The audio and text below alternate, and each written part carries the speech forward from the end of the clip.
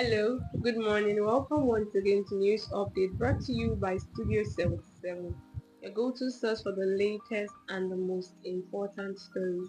I am Ade Adeleke Febewaji, so you can call me Beauty, always on duty. Now, before we move into today's news update, let's do a quick catch-up on yesterday's headlines. EFCC and Interpol collaborate on CBEX Ponzi scheme investigation. Federal government declares Friday and Monday as public holidays. Atiku Abubakar asserts growing momentum of coalition to unseat Tinubu. Lassa fever outbreak. Death toll rises to 127. Michael Arteta reacts to Arsenal's victory over Real Madrid. Dangote refinery further reduces petrol price to 835 per litre. Panic as US cancels visas for Nigerians and other international students. Now let's dive into today's news updates. On the national news, EFCC arrests 40 suspected internet fraudsters in Niger State. The Economic and Financial Crimes Commission (EFCC) has apprehended 40 individuals in Bida and Mina, Niger State, for alleged involvement in internet fraud. The arrest follows credible intelligence linking the suspect to fraudulent online activities. Tinubu working remotely from overseas, expected back after Easter.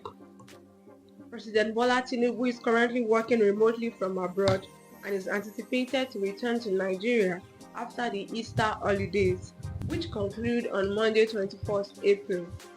The presidency assures that governmental functions continue uninterrupted during his temporary absence. Now let's move to the corridor of power to the news on politics. State of emergency highlights Tinubu's inability to reconcile Wike and Fubara, Dan Princeville.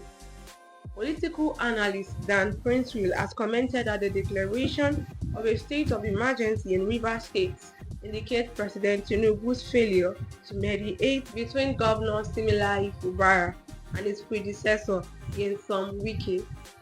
The ongoing political tension has raised concerns about governance and stability in the state. Now let's move on to business and economy. FG inaugurates committee to reduce food imports by 50%. The federal government has established an interministerial committee on research and innovation aimed at cutting food imports by half. Vice President Kashim Shettima inaugurated the committee, emphasizing the need to enhance local agricultural production and ensure food security. NACC commits to strengthening Nigeria-US trade relations. The Nigerian American Chamber of Commerce (NACC) has reaffirmed its dedication to bolstering trade between Nigeria and the United States. Efforts include facilitating exports and creating opportunities for Nigerian businesses in the US market. CBEX not registered, says SEC. The Securities and Exchange Commission (SEC) has clarified that CBEX, a platform accused of defrauding investors, is not a registered entity. Investors are advised to exercise caution and verify the registration status of investment platforms before engaging. FG plans to clear 2 trillion naira GenCos debt by December. The federal government has announced plans to settle outstanding debt amounting to 2 trillion naira owed to generation companies GenCos by December. This move aims to stabilize the power sector and ensure consistent electricity supply across the country. We all know that health is wealth. Let's move to the news on health. FG unveils national guidelines to address maternal mortality. In a bid to reduce maternal deaths, the federal government has introduced comprehensive guidelines focusing on improving maternal health care services. The initiative emphasizes the importance of skilled birth attendants and access to quality healthcare facilities.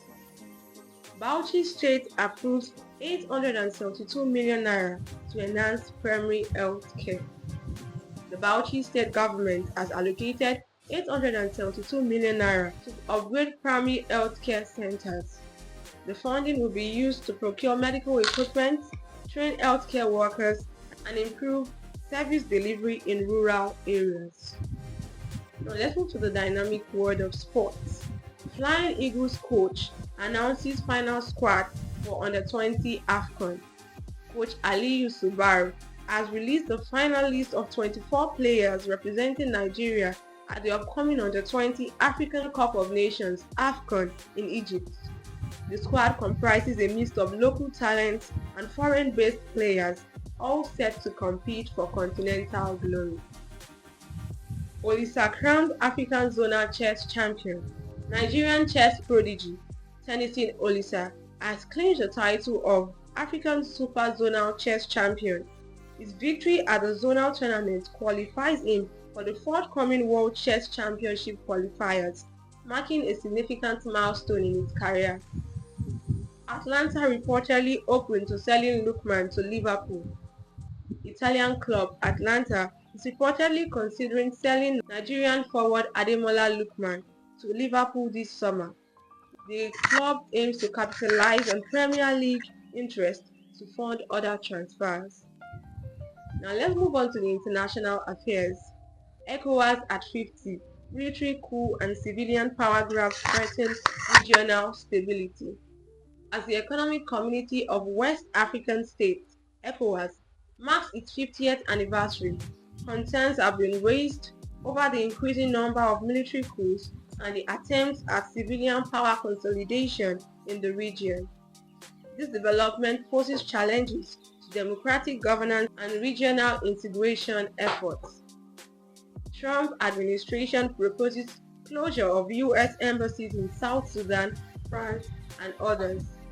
The Trump administration has proposed significant budget cuts to the State Department, potentially leading to the closure of several U.S. embassies, including those in South Sudan and France.